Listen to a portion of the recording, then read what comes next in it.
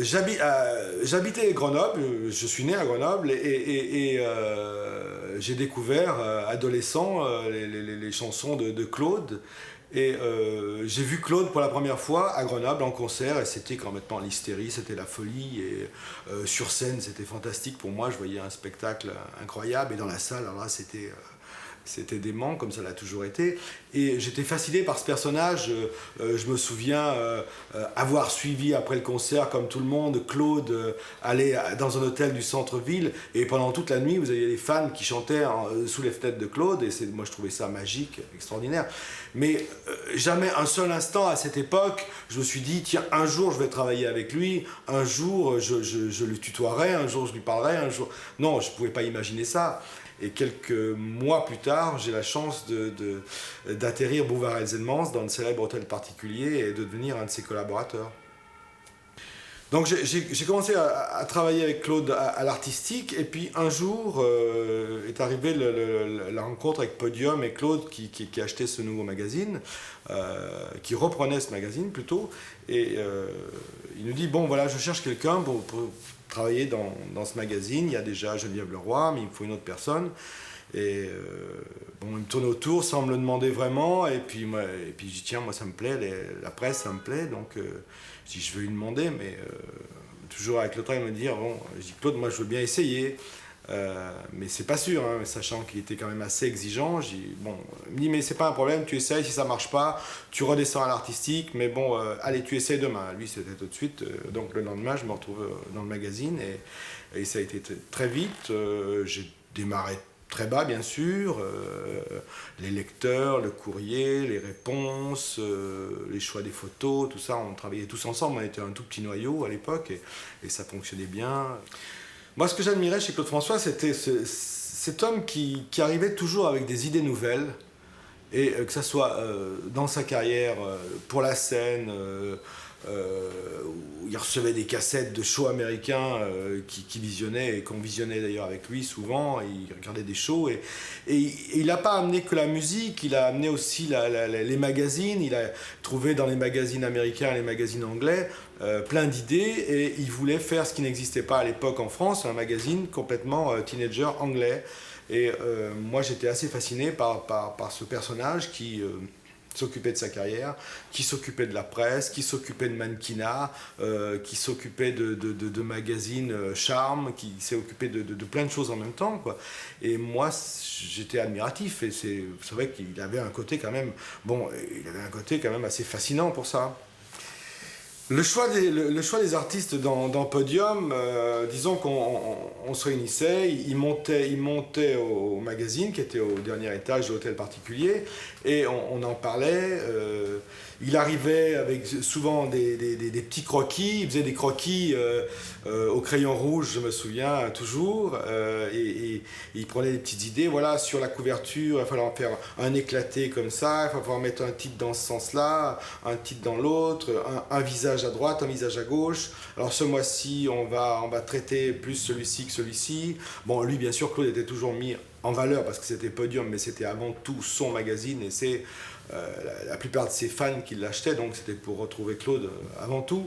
Et puis on mettait quand même quelques autres chanteurs. Bon, il y en a certains qui étaient bon, acceptés, d'autres un peu moins. Et bon, quelquefois il se fâchait avec certains, donc subitement il fallait virer le reportage. Et puis je me rappelle une anecdote, je me rappelle à l'époque, Dave marchait très fort avec Vanina et tout ça, et bon, j'avais décidé de faire un reportage sur Dave, et bon, c'était tout à fait logique. Un premier mois, le deuxième mois, je dis on va refaire autre chose sur Dave parce que son disque se vend et ça se passe bien. Et là, il m'appelle dans son bureau un jour, il me dit « Dis donc, qu'est-ce qui se passe entre toi et Dave qu'est-ce que c'est que cette histoire T'es tombé amoureux ou quoi ?» Je dis « Ben non, Claude, regarde les ventes de disques en ce moment et il est quand même pas trop mal passé. »« Oui, mais ça suffit, on va pas quand même se le farcir tous les mois dans le Podium. » Bon, j'ai compris qu'il fallait y aller doucement parce qu'il avait quand même quelquefois des petits... fallait pas trop monter en épingle certains chanteurs. Il fallait quand même qu'ils restent toujours... en haut, quoi, la vedette du magazine. Et puis quand il se fâchait, il rencontrait un chanteur un soir, il y avait un petit accrochage, une petite réflexion. Le lendemain, dis donc, on avait prévu quelque chose sur lui, hop, tu le vires parce que non, non, c'est pas intéressant. Il n'y avait jamais vraiment l'explication, mais l'explication, on la découvrait plus tard.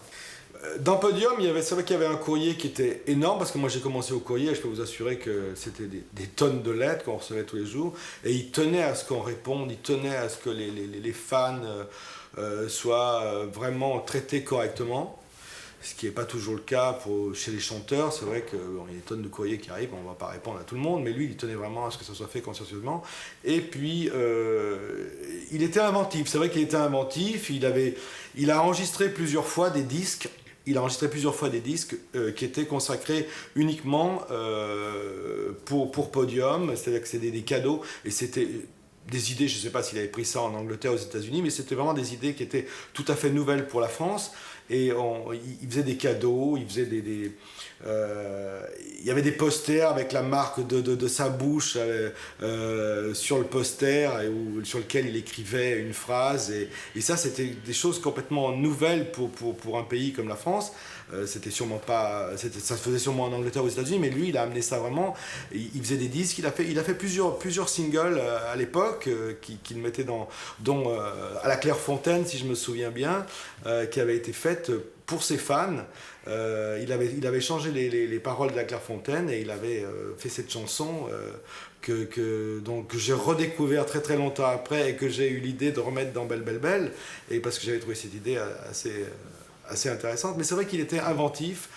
Il faisait des cadeaux, il y avait des petits gadgets, il y avait des espèces de petites choses autocollantes pour les fans, des tatouages avec I Love Claude qu'elle pouvait se coller sur les bras. Enfin, il y a eu plein de choses comme ça.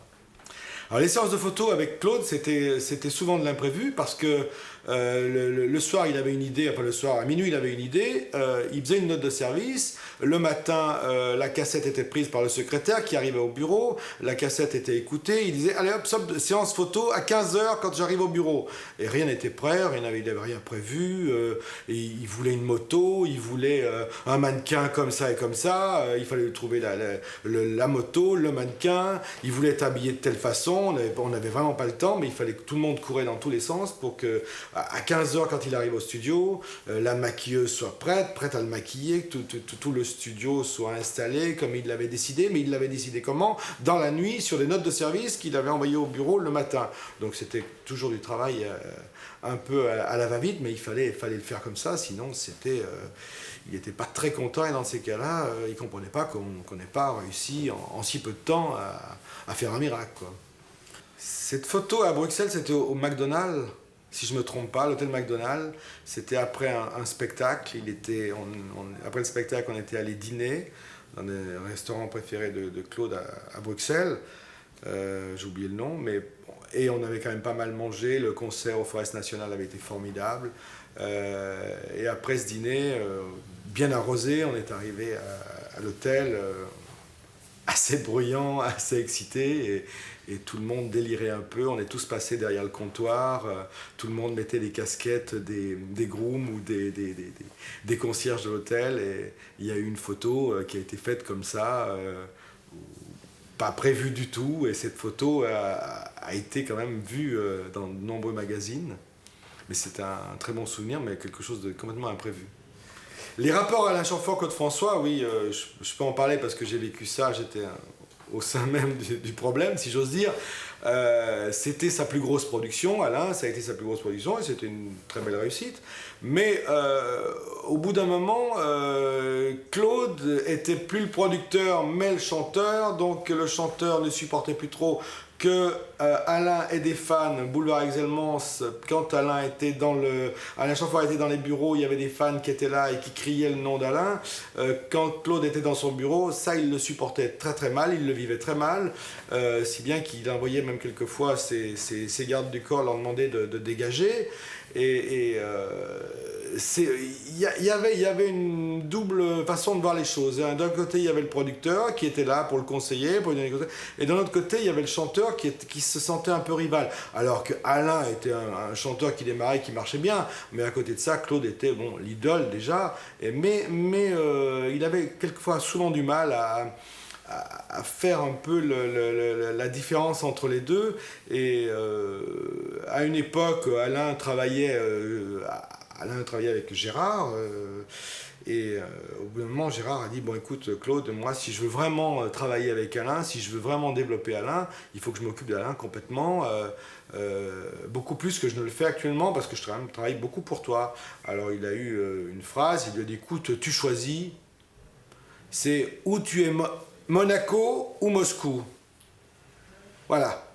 Donc, moi, je suis Moscou, bien sûr. Alain, c'est Monaco. Donc, tu fais ton choix, où tu veux travailler avec une star, ou tu veux travailler avec un petit chanteur qui restera un petit chanteur. Alors qu'il parlait de son artiste. Mais c'était Claude, quoi. C'était Claude dans toutes ses contradictions et son caractère. Alors, la création de la comédie musicale Belle, Belle, Belle, l'idée est venue pour le 25e anniversaire de sa disparition. Et on voulait faire quelque chose. Jean-Pierre Bourter est venu au bureau, on en a parlé. Il y avait plusieurs projets, il y a eu plusieurs idées. Il n'était pas question de retracer la vie de Claude avec un sosie sur scène qui allait sauter avec des vêtements en paillettes. Ça allait tout de suite tourner au ridicule. Donc on voulait faire un véritable hommage à travers, qui parlait surtout de ses chansons et un petit peu de sa carrière. Donc on a eu l'idée de reprendre une idée un peu anglo-saxonne qui avait été faite par ABBA, Mamma Mia, pour ne pas la citer, et disons qu'on a travaillé sur ce concept avec Jean-Pierre, arriver à faire une petite comédie légère, et dans cette comédie mettre un maximum de chansons, il y en avait 23 je crois, mais placer 23 chansons dans une histoire sans toucher aux paroles de la chanson parce qu'on n'a pas le droit, et faire tomber à chaque moment la chanson qui correspond à la scène, ça a été quand même un exercice qui a pris plus d'1 an, je peux vous assurer, qui n'était pas toujours facile, mais bon, à la fin je pense que ça a été quelque chose de pas trop mal. Moi, j'étais au piano en train de plancher sur la partition et effectivement, un quart d'heure plus tard, comme j'écris la musique, je lui tends la partition écrite de chansons populaires avec la mélodie, la main gauche, la main droite. Il jette un coup d'œil méprisant, pour ne pas dire absent, sur cette partition et il la met de côté. Il me dit, bon, je vois que t'es un bon, je te prends ta chanson.